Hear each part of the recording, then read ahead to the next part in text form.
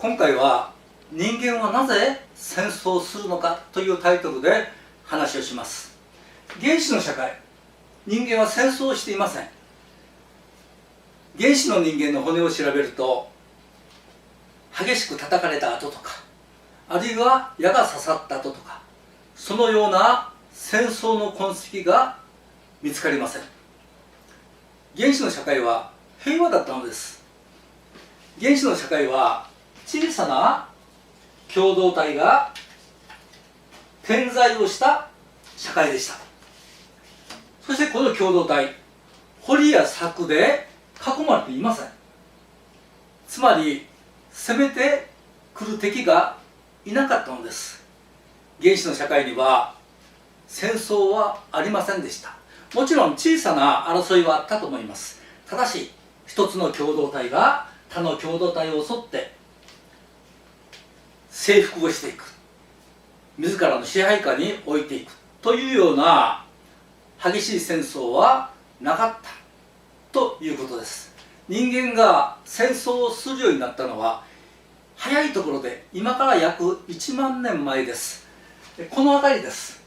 原始の社会から次の階級社会へと変わっていくこの境目で人間は戦争をするようになっています。さあ、戦争が始まると人間が人間を支配する階級社会が始まっていきました。ざっくり捉えると、一番最初の階級社会は奴隷制社会、次は封建制社会、そして最後が資本主義社会ということになります。奴隷制社会っていうのは支配者が人間を奴隷として支配した社会です。封建制社会っていうのは支配者が人間を土地に縛り付けて農奴として支配した社会です。資本主義社会では資本家が労働者を支配しています。さあ、この階級社会の中で原始の共同体は次々と崩壊をしていきます。時の支配者が原始の共同体を崩壊させていったからです。ところが全て崩壊したわけではありませんでした。今から200年くらい前、つまりこの辺りです。この辺りにはまだこの原始の共同体は世界中のあちこちに生き残っていました。そしてこの共同体を研究した学者がいます。ルイス・ヘンリー・モーガンというアメリカの人類学者です。モーガンはアメリカの原住民の社会が原始の共同体であるということを発見します。そしてこの共同体の中に入っていって生活を共にしながら研究を続けます。そして驚くようなことを私たちに教えてくれました。そこは決して野蛮な社会ではなかったのです。モーガンは言いました。そこは自由、平等、友愛に満ちた社会である。人々は共に助け合いながらとても心優しく、心豊かに生きていたのです。モーガンは原始の社会っていうのが実は人間がとても心豊かに生きた社会だった、自由、平等、友愛に満ちた社会だったということを私たちに教えてくれました。さあ、その原始の共同体が今から約1万年前大きく変化を始めます。それは気候の温暖化です。気候の温暖化とともに農耕を発達させた共同体が現れます。さあ、農耕を発達させた共同体、巨大な富を手に入れました。広大な耕作地、そこから収穫される大量の農作物、それらをしまっておく立派な倉庫、整備された農道や水路、立派なダム、農耕を発達させた共同体の中には巨大な富が生まれました。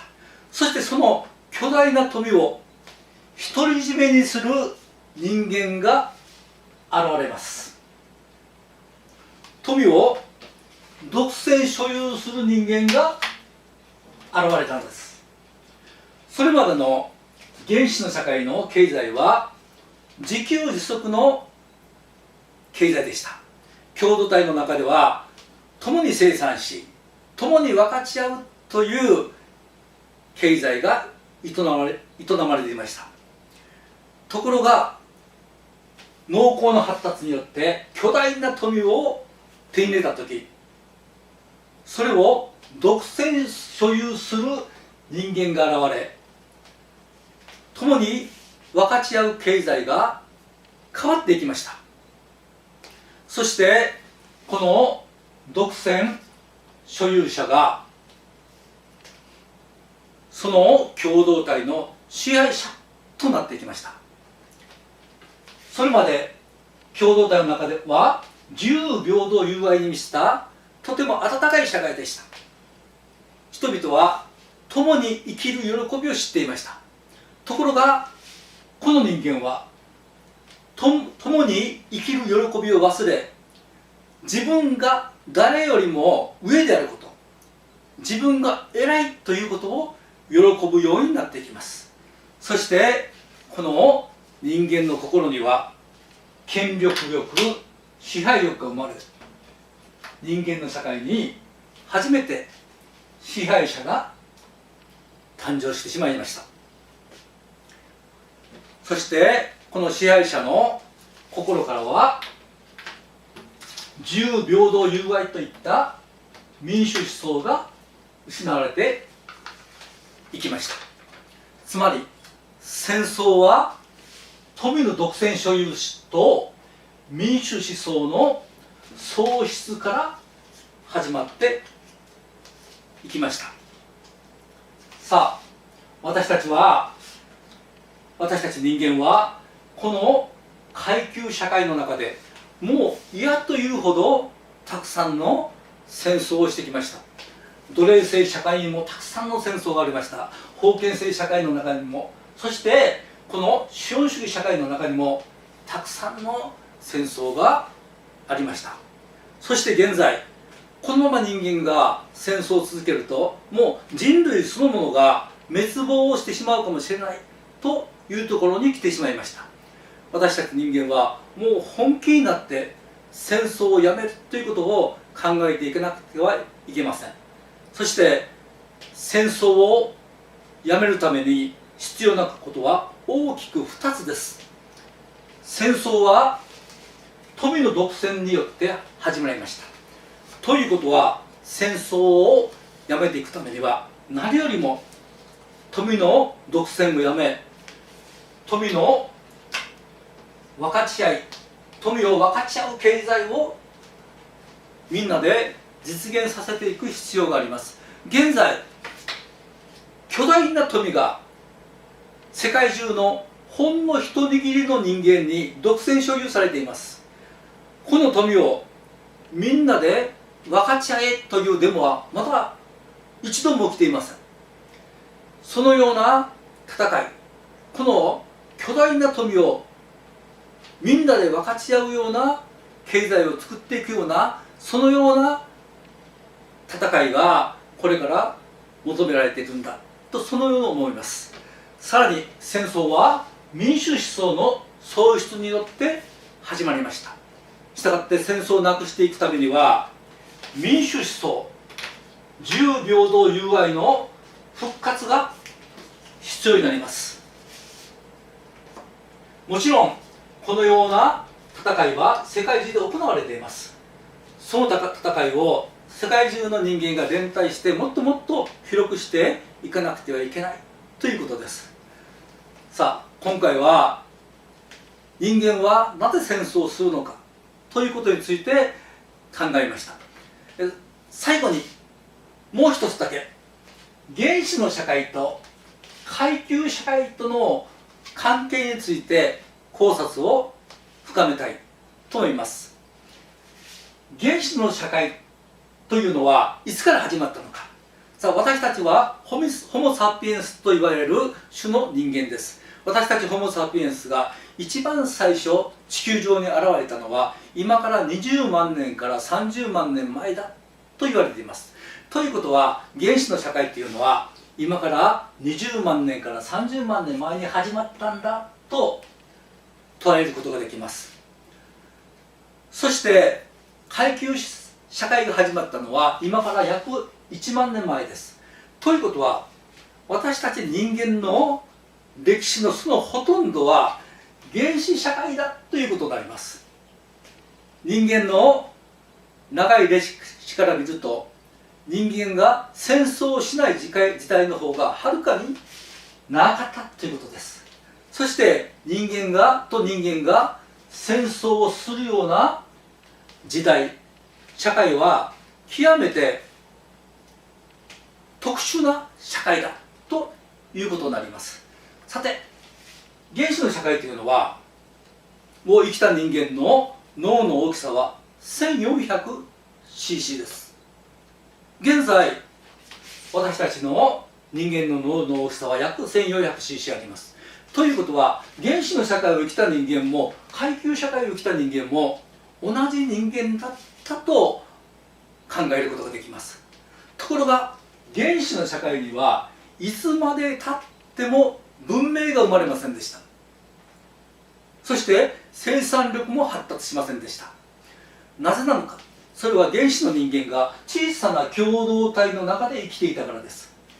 小さな共同体の中に生まれ、小さな共同体の中に誰もが死んでいきました。つまり共同体の外の世界を知らなかったのです。人間の意識は物事を無限に知り、物事を無限に考えるという無限の能力を持っています。この無限の能力を持つ人間の意識が小さな共同体の中に閉じ込められてしまっていたのです。したがって文明が生まれませんでした。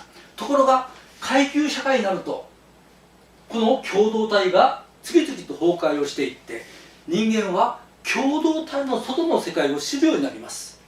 ここから人間の無限の能力が発揮されていきます。人間は物事を無限に知り、物事を無限に考えるようになっていったのです。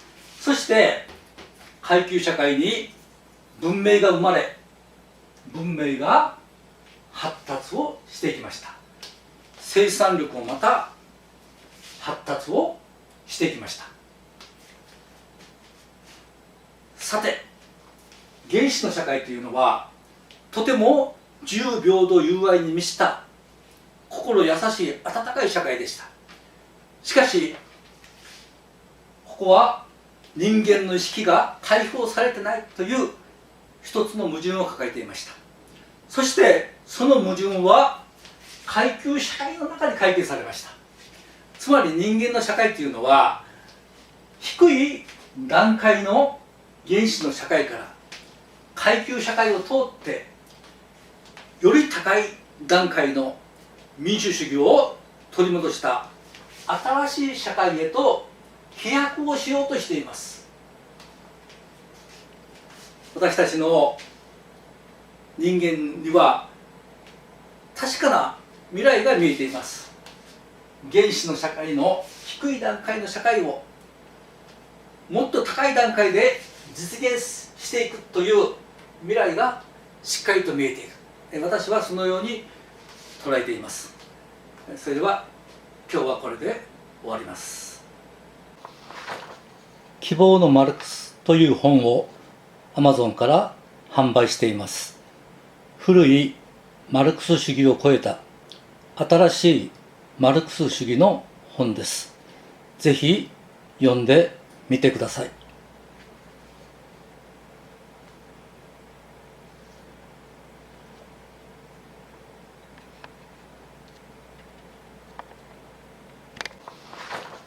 希望のマルクスという本を Amazon から販売しています。古いマルクス主義を超えた新しいマルクス主義の本です。ぜひ読んでみてください。